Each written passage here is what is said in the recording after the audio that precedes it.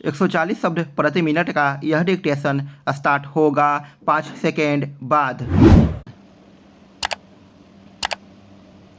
Start. बीते सप्ताह जब इजराइल के यहूदी अपना त्यौहार सिमचट तोड़ा मना रहे थे, तब गाजा पट्टी से हमास आतंकियों ने जमीनी, समुद्री और पैराग्लाइडरों के सहारे हवाई मार्ग से घुसकर भीषण हमला किया। इस हमले के दौरान दक्षिणी इजराइल में 5000 रॉकेट भी दागे गए। यह हमला इतना भीषण था कि कुछ ही घंटों के अंदर सैकड़ों निहत्थे लोगों को मार डाला गया। इनमें बच्चे, बूढ़े और महिलाएं भी थी। हमास आतंकी कई बच्चों और महिलाओं को बंधक बनाकर गाजा ले गए। इस हमले के साथ ही पश्चिम एशिया की शांति फिर भंग हो गई। बड़ी संख्या में अपने नागरिकों के मारे जाने से कुपित इजराइल ने गाजा पट्टी में हमास के ठिकानों पर हमले शुरू कर दिए हैं। यह अप्रत्याशित है कि इजरायली सुरक्षा बल हमास के हमलों को रोकने में नाकाम रहे और उसकी खुफिया एजेंसियों को भी इस हमले की साजिश की भनक नहीं लग पाई। यह एक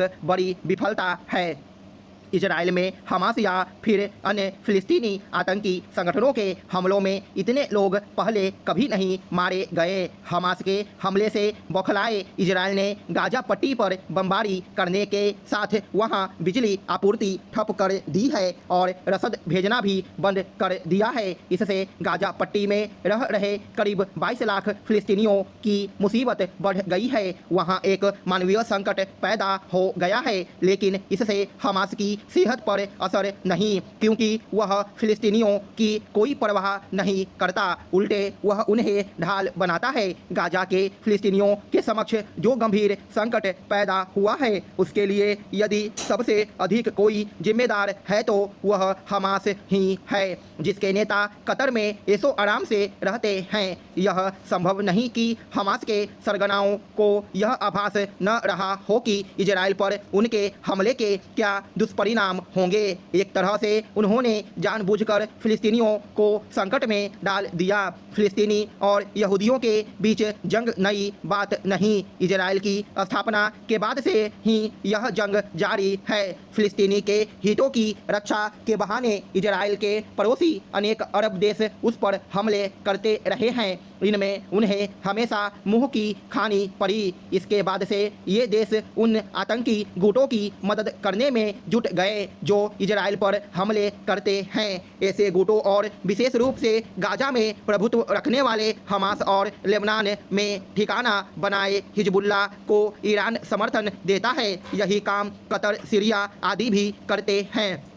1948 में अस्तित्व में आए इजराइल को न तो फिलिस्तीनियों ने स्वीकार किया और न ही अधिकांश अरब देशों ने। यही कारण है कि स्थापना के समय से ही इजराइल अपने अस्तित्व की लड़ाई लड़ रहा है। जब पिछली सदी के छठे दशक में फिलिस्तीन में यासिर अराफात के नेतृत्व में फिलिस्तीन लिबरेशन ऑर्गेनाइजेशन PLO बना, तो वह लंबे समय तक हथियारों के बल पर इजराइल से लड़ता रहा। 1993 में उसने सशस्त्र संघर्ष की राह छोड़ी और इजराइल को मान्यता दी, लेकिन अन्य फिलिस्तीनी गुटों को यह रास नहीं आया। इनमें हमास भी था, जिसका प्रभाव गाजा में अधिक था।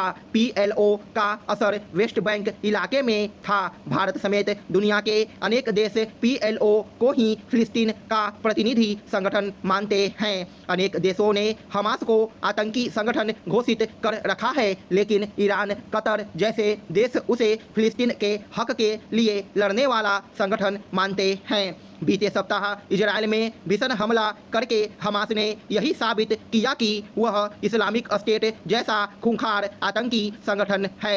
हमास ने यह हमला इसलिए किया क्योंकि अब्राहम समझौते के चलते कई अरब देश और इजराइल करीब आ रहे थे। यह समझौता पूर्व अमेरिकी राष्ट्रपति डोनाल्ड ट्रंप ने कराया था।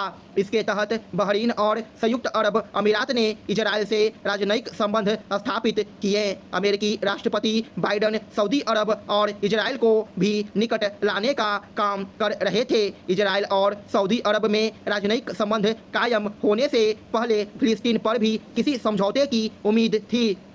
इससे ईरान को झटका लगता और शायद इसी कारण उसने हमास को इजराइल पर हमले के लिए उकसाया। इस हमले के कारण स्थिरता की ओर बढ़ रहा पश्चिम एशिया नए सिरे से संकट से घिर गया है। पश्चिम एशिया लंबे समय से अशांति से घिरा रहा है। इसका एक कारण शिया और सुन्नी देशों में वर्चस्व की लड़ाई है और इस्लामी जगत का अगुआ बनने की होड़ भी। इसके चलते इस क्षेत्र में अनेक आतंकी संगठन पनपते रहे हैं। स्टॉप।